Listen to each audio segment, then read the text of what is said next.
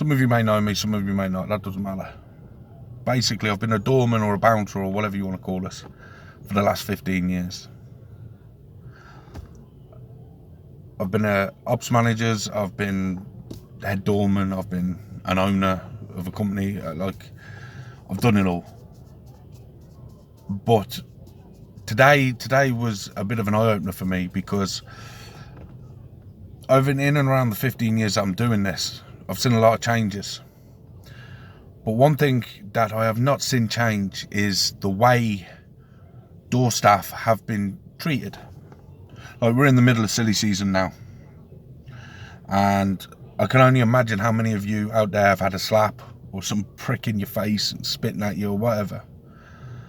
My main rant here tonight, and my issue that I want to make aware to most of you, is the risk of doing this job. Yeah, we can get bottled, stabbed, shot, spat at, bricked, punched around the place, whatever. They're pretty big risks. But what about the risks that aren't talked about, as in the criminal end of things? The reason I'm bringing this to you is because over the last couple of years, I've had this couple of court cases hanging over me, where in one of these court cases I was found not guilty, and the other court case I was convicted of a Section 2 assault. And I appealed it straight away because I got a suspended sentence for doing my job. I removed the customer after being asked by a member of staff to remove the customer. I removed the customer, and no injuries, no harm, no nothing.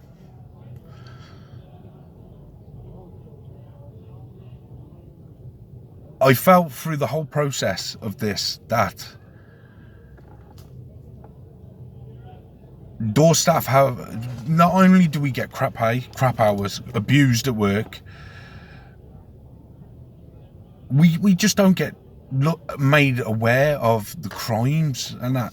And this goes back to being a trade, it comes from the trainers. Don't get me wrong, there's some great fucking trainers out there, but there's also lads out there, that trainers, or male or female, that have never stood on the door and teaching us how to do this. I see lads working for €10 an hour doing this. That's not right. Lads working one-man doors. What chances has one doorman got against fucking 12 lads that are kicking off in the bar? None. But the main rant is the consequences, the section, the law end of things. A lot of these young lads are coming into the store thinking they're protected, and they're not. You will end up, if you fuck up, you will end up with a court appearance where you're looking at either jail time, a fine, or community services. Community service or some shit like that for doing this job. There are no protection laws for any door staff or retail staff. They've got their own problems with wrongful arrests and everything, but the doors, with discrimination and everything. So my advice is, before you get into this job, or even if you're in this job, look at the law, look at what we are allowed to do, because before you know it, you'll end up like me, standing there going, after 15 years of doing the doors, what the fuck am I going to do if I lose my license less than a week before Christmas?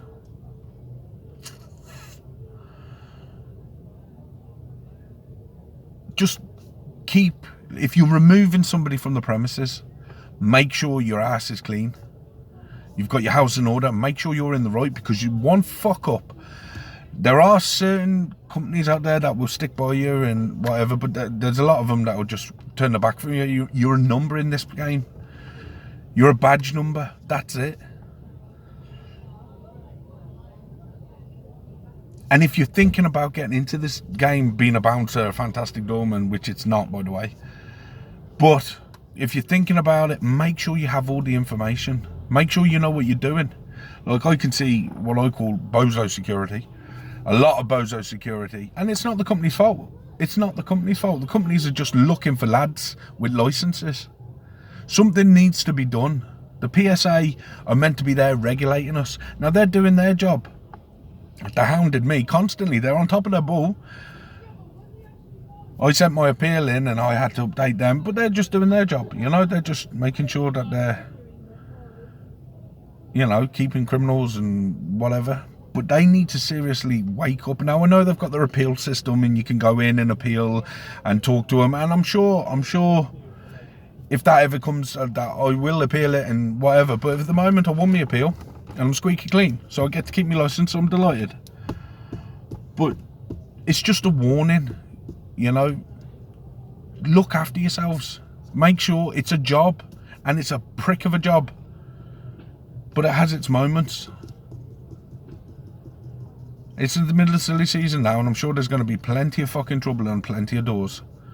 So just make sure if you're taking somebody out, make sure you're in the right. Because trust me, 3 or 4 years of torture, it's not worth it. It's really not.